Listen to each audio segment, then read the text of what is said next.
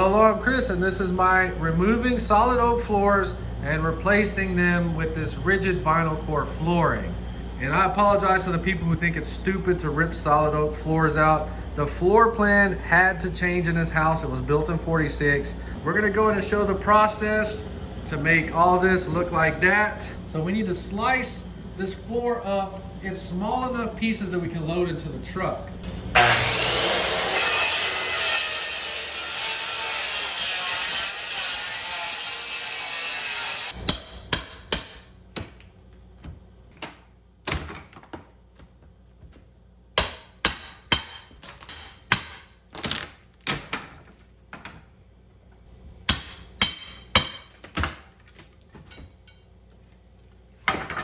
So I like to do a little bit like that and then clean it up.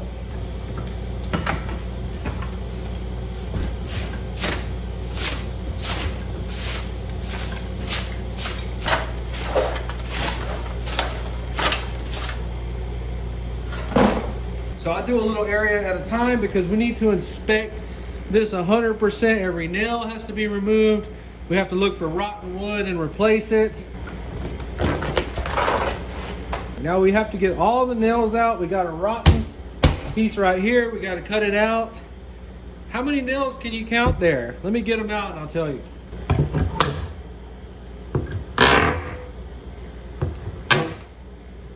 So right there we had 28 nails.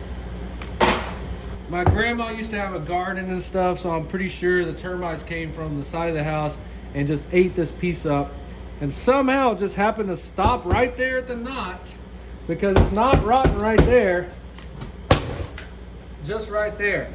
Marshmallow has come to help.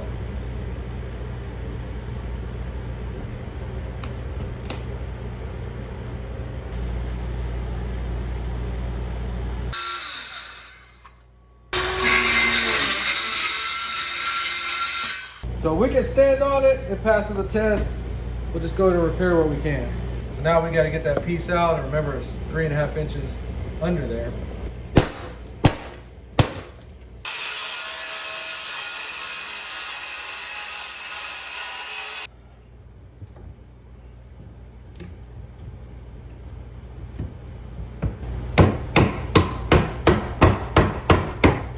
People be like, oh, this kind of work is fun. Ain't nothing fun about this, man.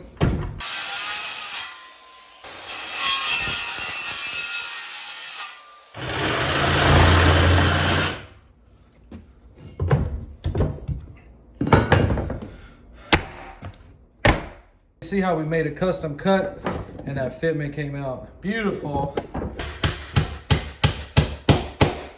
2 hours to do that repair. If you find rotten wood in there, you really do need to get it out and replace it like that. Now this floor will last another 70 years.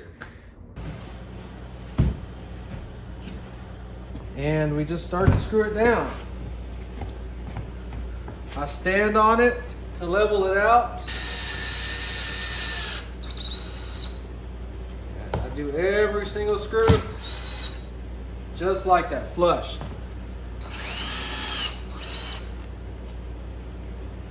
You see how that's just looking real nice and flush. Now we got some wood filler right here. This is a high traffic area, so we're going to go ahead and fill any of those little craters or whatever those are called. On small ones like this, you see there's not really anything being filled, so it's not really necessary on something like that.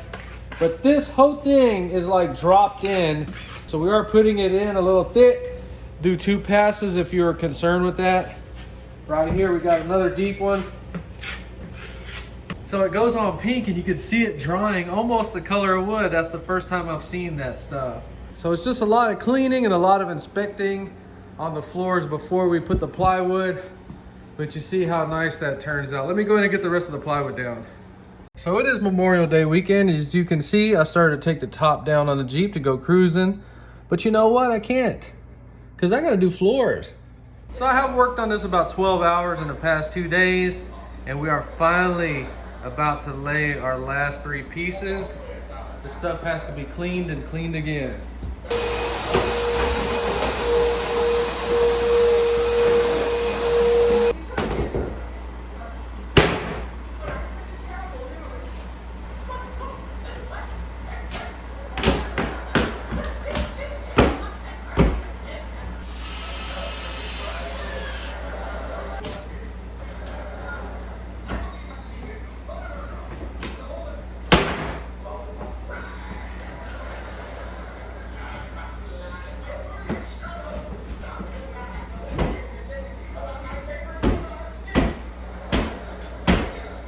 finally we can put the rest of the floors in.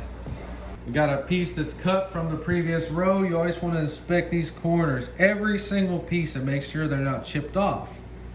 This stuff works so easy that I can do it one-handed. In there. These are the main tools you're going to be using. This is to stick it in there, in that groove, to bonk it closed. This right here, you set it on there however you want to tap it closed. You have to have this. Don't even try to make it, just go buy it. Okay. So we are ready for the next piece. So this particular brand, you come in here like this.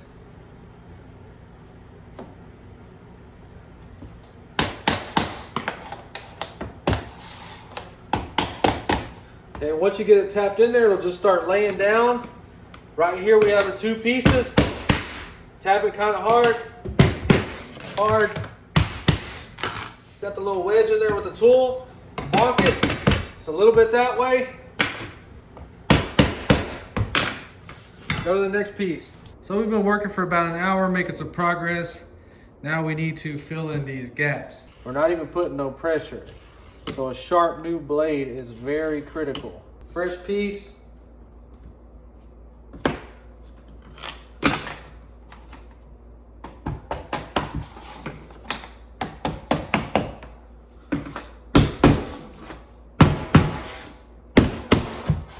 So it says not to use a piece that's smaller than 8 inches. So we should be good right here.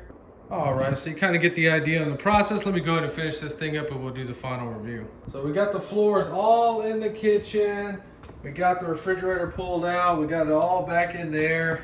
So other side of the refrigerator, we got our expansion gap just right. We got a piece of trim right there. Always have your trim so you know your gaps are right. That trim is looking beautiful. And as you can see, I'm getting the subfloor done in the main hallway and trying to join it into other rooms. That's a bathroom. And I've decided to put this floor in the entire home, which is kind of bittersweet. Because if you look right there, I already done the floor in my daughter's room. We will be tearing it out and putting this in. This is actually some very impressive and durable stuff. And it's on sale right now, so I need to hurry up.